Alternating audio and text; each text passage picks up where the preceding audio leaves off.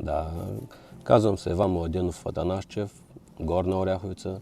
Кандидатствал съм по програма Млад фермер с биоземеделие. Земеделски производител съм, регистриран съм с овощна градина синя слива Стенли. Идеята ми дойде малко странно но странно е.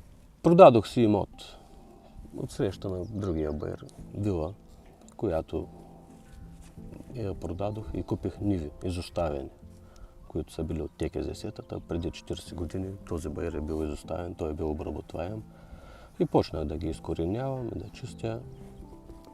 Поочистях ги, направих ги и ми казаха, че нищо няма да стане тук, защото било меркел, било скали, не ставала почвата. Аз се поставих за цел да им докажа на хората, че може да стане, има възможност, има ли желание човек, има и начин. Няма невъзможни неща. Пробвах, долу-горе се получиха неща. Почвата е мергел, предимно мергел, тук няма чернозем, както навсякъде. Ние не сме в Добруджа, не сме в планински район, както се казва, не сме на тераси. Тези тераси са карстови, които се отсеждат от камъка. Той са скалисти почви, които водата просмуква и извира тук-таме в редовете, които съм направил кофии, в които извеждам водата с помпи и я пускам за напояване. И това е предимно за напояването. Предимно разчитаме на дъжд. Да. Ние нямаме водопроводи, нямаме нищо тук. И сме насипвали пясък, съм насипвал предимно, който за да държи влагата, примерно лятно време, като седи дръвчета, слагам пясък, присуша да не се късат коренчетата, младите коренчета, които росните израстват и с пясъка не се къса. Пясъка фаща коричка, отгоре-отдолу държи влага. Да. Ето е предимно, което ме спасява и тор. Предимното компоста, който мислим да правим, съм поръчал дробилка. Тази мобилна дробилка ще я използвам при изчистването на съседните ниви, които имам да изчистя, да го направя компост и ще генерирам отпадъка безвъзмездно. Съм подал заявление ОРИУСВ-то в Търново да ми разрешат на моя нива площадка да направя за генериране безвъзмездно отпадъка на Горна Оряховица от дворови, от паркове, клони и листа. Да направя компост, този компост ще го изсипвам като биоземеделие върху дръвчета. Зимата имах проблем, много дръвчета бяха счупени, защото даже миналата година имаше мерки, които ги отпуснаха, COVID мерки. Не можах да участвам. Защото и това е друг проблем в земеделието, който те са много проблемите. COVID мерката не можах да участвам, защото нямах плододаване. Аз нямах плододаване, можех да напиша по документи, че имам, но няма. Април месец имаше сняг тук, до средата на града беше дъжд, тук вече по-високо сняг. 4 дена, всичко измръзна. Ние сме с природата, просто не можем да спорим. Каквото се случи. Измръзна, писали сме, че няма добив, няма COVID. Иначе осигуровките вървят, всичко не може, но помощ никаква.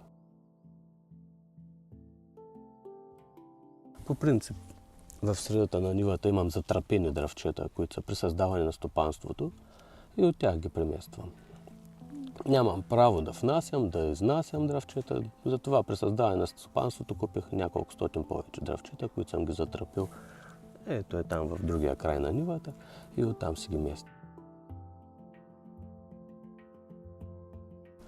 Машина за копаене на дупки само съм се вземал и когато и се щупи или изсъхне, или бъде изядено от някой сърна и го подсаждам. Това е предимно, което може да се случи. А другото, което е за COVID, споменахме, че нямахме помощи. За зимата може да се каже, че преспите не сме си виновни заради климата, защото всеки гледа да изсича гори. И понеже целият град срещу другия баер е пълен с череши. И за да не преча на колегите, за да не съм конкуренция на някого, реших да сложа синя слива. Тук изкоренявах предимно череши. Това е било вишни, мушмули, смокини. И такива работи е имало стара овощна градина тук. Най-вече череша, южния скат е това. Изкоренил го, не знам точно, но са няколко хиляди дървета, които вече съм засадил. Много, няколко хиляди. Плюс това чистим горе съседни ниви и правим още. Апаратите едно, че са по-скъпи двойно и тройно от тези, които на обикновените производители. Друго, че в самите препарати радвам се, че ги има. И като погледнете, ето сега, примерно, калинки, боболечки, всичко си го има, в което както го има, нищо не е измряло, нищо не е. За разлика от колеги, които пръскат съседни ниви с тотални хербициди, тук под мене долу има един колега, има 300 кошера. Много пъти е идвал да ми се моли да не пръскам. Обяснявал съм им, че не пръскам. От мене да не се притесняват. От друго място има проблем. Не пръскам. Като не пръскаш, всичко е окей. И за това цялата работа случват са нещата, но добива при биопроизводство е на трета от това, което можеш да очакваш. Все още не сме в процес на развитие, млади дървета. Нямаме добив. Ни 5 години само инвестираме. Без да имаме приходи, само разходи. Счетоводители, работници, осигуровки. Тия пари, като ги разградим, примерно по програмата, които са, те не стигат. Само таксите биоземеделие са долу-горе 5000 лева са таксите за биоземеделие, отделно 25 000 лева за осигуровки, 5-6 хиляди лева за дръвчета. Само и тези мрежички, които ги купих на последната нова цена, които бяха са 800 лева. Цената им скочи по 2. Всичко, което искаш да го направиш, да е биологично и да е красиво и да е направено, за да предотвратим, примерно, изяждането от зайци и църни, е скъпо. Всяко удоволствие се заплаща. Ако искаш, ако не, здраве де. Много дръвчета съм подсадил.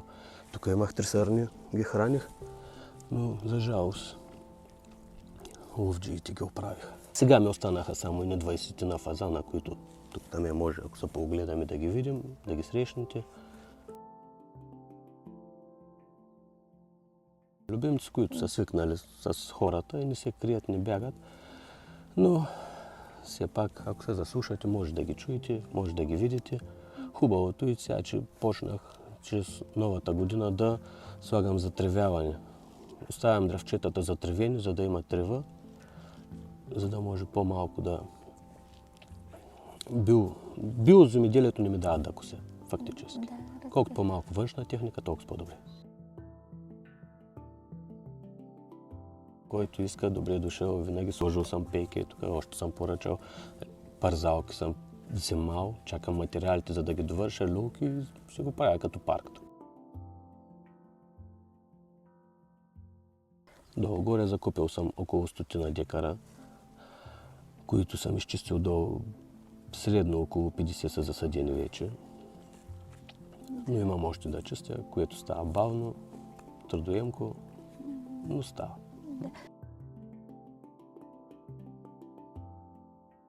Спрях да смятам колко пари се наливат тук, защото лошо е. Не трябва да се знае, не трябва да се казва, защото да не стават скандали семейни. До едно време ги пишех, смятах ги, колко пари съм сложил, колко съм инвестирал, как съм го направил, колко почнах да ги описвам. За колчета, за дръвчетата толкова пари, за мрежички толкова пари, за дръвчета толкова пари, за той, за осигуровки, за... Просто това е друга тема за разговор.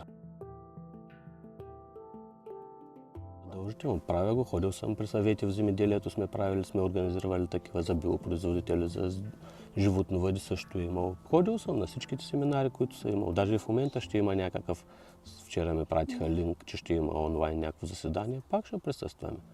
Интересни са работи, няма нищо ново, което можеш да го научиш. Има нови работи, които мога да ги научиш и които можеш да ги вкараш в полза.